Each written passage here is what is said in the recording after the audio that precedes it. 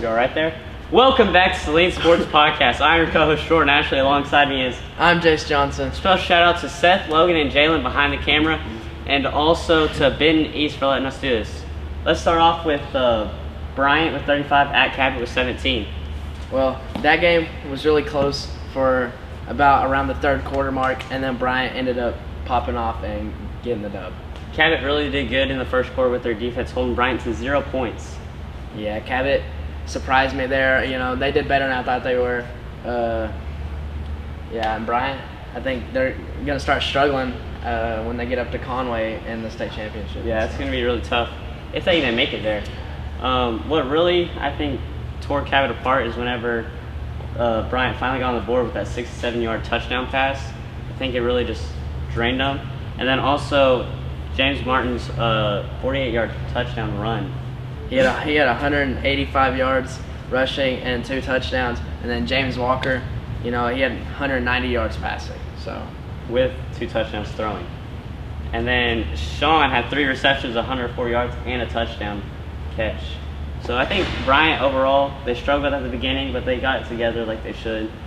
They shouldn't have struggled like that, though. Yeah, it was a little Getting close shaky. to tournament time, Yes. They need to start not making those simple mistakes that they Yeah, should. those are beginning of the year mistakes, especially to a team like Cabot. You think Bryant would, you know, show out a little bit more and not during the fourth quarter.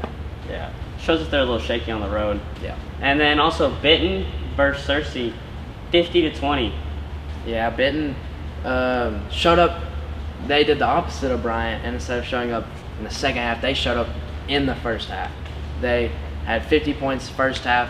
The Searcy looked like they didn't know how to play football, and once the second half came around, Searcy, you know, that's when Benton, you know, took everyone out. All the Drew second and Davis, third stringers were in there. All the second strings, getting them reps, but that's when Searcy started to come on the board. Benton sacked Searcy 4 times that game. Yeah, Maddox Davis, the receiver for Benton, had 3 touchdowns. Two were catching touchdowns, and then he actually threw one too.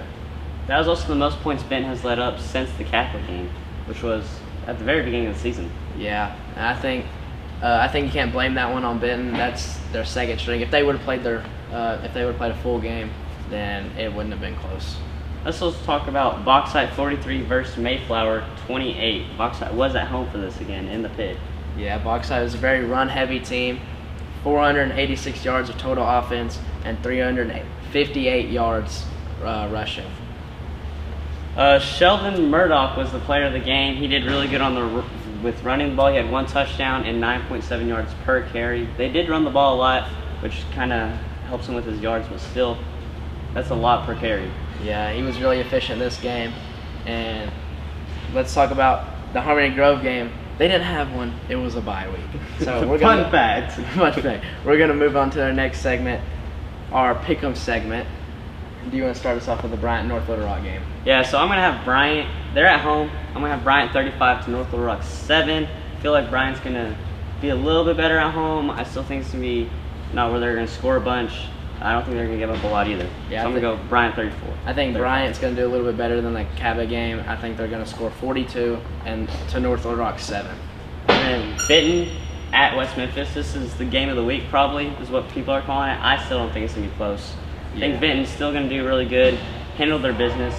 52 to West Memphis 21. Yeah, I think Benton's going to win 49 to 21. It's going to be on the road. It's a big drive for Benton, but I don't think they've shown that that's not a problem for them. And then after Bauxite, they came off this big win. They're going on the road at Hall. Hall is not looking too good, but they're not looking terrible. Teams. So I'm going to take Bauxite 42 at Hall with 7. I'm going to take Bauxite 35 with Hall 14.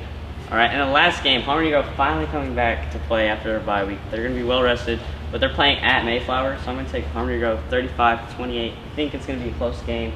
I can see it going either way. Just who has the ball last. I think it'll be a close game, but I actually have Mayflower winning this game 35-28 against Harmony Grove. All right, that is our predictions. Thank you for watching this week's podcast, and see you next week. This is me.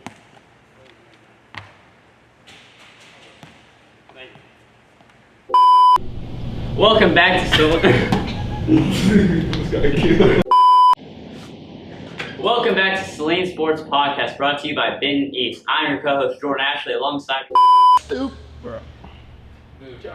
Dude, I'm not.